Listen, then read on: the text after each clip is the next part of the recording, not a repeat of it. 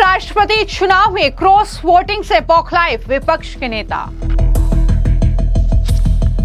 अभिषेक बनर्जी का दावा, बीजेपी ने हर सांसद को 15 से 20 करोड़ में खरीदा।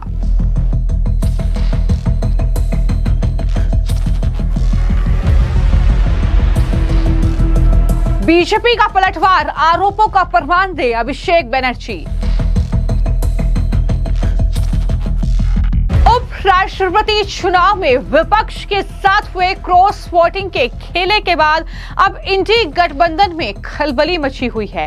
आम चुनावों की तरह उपराष्ट्रपति चुनाव में भी विपक्ष धांधली का राग अलाप रहा है। जी हां, जबरदस्त तरीके से कांग्रेस पार्टी से लेकर तमाम अन्य विपक्षी पार्टियों के नेता बीजेपी पर तरह तरह के आरोप लगा रहे हैं। अब टीएमसी के सांसद अभिषेक बनर्जी ने उपराष्ट्रपति चुनाव को लेकर बीजेपी पर बड़ा और गंभीर आरोप लगाया है। दरअसल अभिषेक बनर्जी ने यह दावा किया है कि वोटों को प्रभावित करने के लिए हर व्यक्ति पर 15 से 20 करोड़ रुपए बीजेपी के जरिए खर्च किए गए हैं। इतना ही नहीं, अभिषेक बनर्जी ने कहा कि प्रतिनिधियों को खरीदा जा सकता है लेकिन लोगों को नहीं। दरअसल जब ममता बनर्जी की पार्टी टीएमसी के सांसद, जो कि भतीजे भी हैं अब ममता बनर्जी के, अभिषेक बनर्जी, उनसे सवाल किया गया कि उपराष्ट्रपति के चुनाव में विपक्ष के साथ खेला हुआ है। इंडी गठबंधन के लगभग 15 सांसद ऐसे हैं जिन्होंने क्रॉस वोटिंग की है। तो ऐसे में अभिषेक बनर्जी भड़क गए। उन्होंने कहा कि हमारे सभी सांसद मौजूद थे उपराष्ट्रपति के चुनाव के लिए और उन्होंने हमारे उम्मीदवार बी सुदर्शन रेड्डी को वोट दिया। चूंकि ये एक गुप्त मतदान था, इसलिए ये पुष्टि करना मुश्किल है कि क्या कोई क्रॉस वोटिंग हुई थी या विपक्षी सदस्यों के वोट खारिज कर दिए गए थे।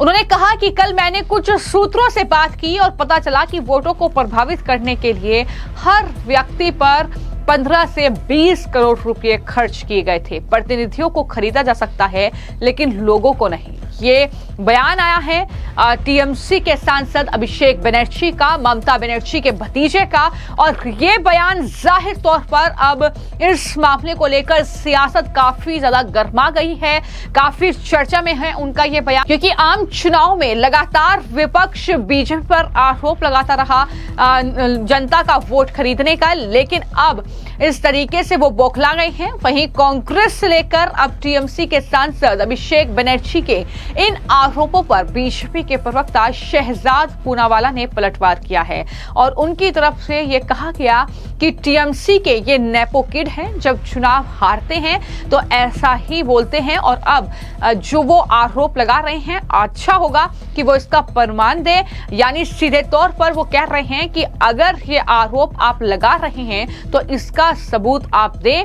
ये मांग लगातार बीजेपी की तरफ से की जा रही है। क्या जवाब शहजाद पूनावाला ने कांग्रेस पार्टी के नेता राहुल गांधी और अभिषेक बनर्जी को दिया है, जरा सुनिए। देखिए, कल राहुल गांधी, जो कांग्रेस पार्टी के नेपो किड कहे जा सकते हैं, उन्होंने महाराष्ट्र, बिहार, हरियाणा, यहाँ पर अनर्गल आरोपों के बाद वाइस प्रेसिडेंट इलेक्शन जो बैलेट से हुआ उस पर सवाल खड़े कर दिए थे, कहा था वोट चोरी हुई है। अब उनकी देखा देखी टीएमसी के नेपो किड अभिषेक बनर्जी का भी कहना है कि भाई 15-20 करोड़ रुपए में लोग खरीदे गए। ये कहना क्या चाहते हैं? ये कहना चाहते हैं कि इंडिया अलायंस के जो नेता है, सांसद है, वो टिकाऊ नहीं, वो बिकाऊ है क्या? मतलब अपने ही नेताओं की नैतिकता पर, इंटेग्रिटी पर सवाल खड़े करना। और देखिए, ये पैटर्न बन चुका है इन दोनों ही नेपो किड्स का कि भाई जब चुनाव हारते हैं तो चुनाव क्यों हारे उस पर विश्लेषण करने के बदले कभी संस्थाओं पर सवाल खड़े करते हैं, कभी ईवीएम पर सवाल खड़े करते हैं। इसमें तो ईवीएम भी नहीं था। तो अब अभिषेक बनर्जी को बताना चाहिए कि इसका प्रमाण कहाँ है और केवल डेमोक्रेटिक इंस्टीट्यूशन में ट्रस्ट डेफिसिट क्रिएट करना, ये इन लोगों की आदत और फितरत बन चुकी है। वाइस प्रेसिडेंट भारत के तमिलनाडु से आते हैं, ओबीसी समाज से आते हैं, पूरे देश के वाइस प्रेसिडेंट हैं, उन पर इस प्रकार का आरोप लगाना, क्या डीएमके इस आरोप को स्वीकारती है? उद्धव सेना भी उनके प्रति काफी अच्छा रुख रखता था क्योंकि वो गवर्नर थे महाराष्ट्र के। क्या उद्धव सेना इस प्रकार की शब्दावली को एक्सेप्ट करती है?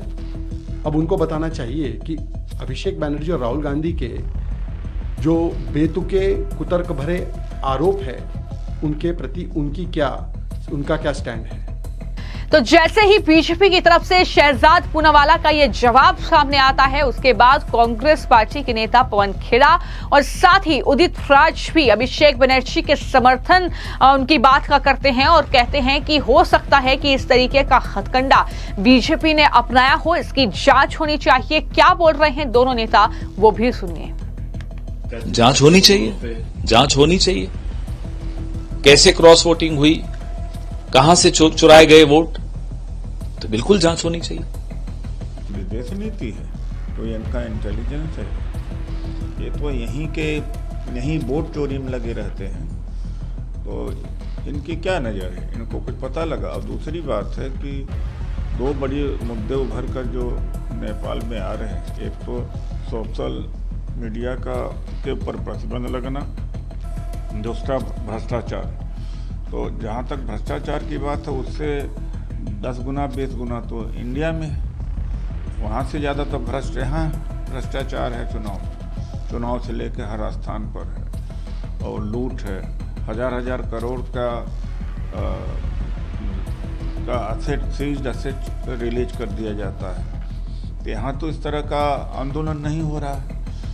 तो बता दें कि उपराष्ट्रपति का चुनाव हाल ही में हुआ, जहां पर सीपी राधाकृष्णन जो हैं वो उपराष्ट्रपति चुने गए। और इस चुनाव को लेकर जो बड़ी जानकारी सामने आई कि वो ये कि लगभग 15 विपक्ष के सांसद ऐसे रहे जिन्होंने क्रॉस वोटिंग की, यानी उन्होंने एनडीए के उम्मीदवार के पक्ष में सीपी राधाकृष्णन को वोट किया। और उसमें करीब 4 सांसद जो थे वो आम आदमी पार्टी के बताए जा रहे हैं। वहीं पर महाराष्ट्र से लगभग 2 सांसद जो हैं कांग्रेस पार्टी से हैं। इसके अलावा भी कांग्रेस पार्टी के कई सांसदों का नाम चल रहा है, चाहे वो उद्धव ठाकरे की पार्टी के सांसद हो, उनका नाम भी लिस्ट में है। तो इस तरीके से लगातार डीएमके से लेकर तमाम राजनीतिक दलों के सांसदों ने एनडीए के जो उम्मीदवार हैं सीपी राधाकृष्णन जो उपराष्ट्रपति चुने गए हैं उन्हें वोट किया है। और इस तरीके से ये क्रॉस वोटिंग जो है वो इस उपराष्ट्रपति के चुनाव में हुई है। इस तरीके से लगातार खुलासे हो रहे हैं। हालांकि खबर ये भी है कि कांग्रेस पार्टी इस मामले की जांच करेगी कि आखिर कौन से उनके सांसद हैं जो कि उनके खिलाफ गए हैं। लेकिन विपक्ष के साथ खास तौर पर इंडी अलायंस के साथ हुए इस बड़े खेले से राहुल गांधी, ममता बनर्जी को बड़ा झटका लगा है, जो लगातार विपक्ष को एकजुट करने में जुटे थे।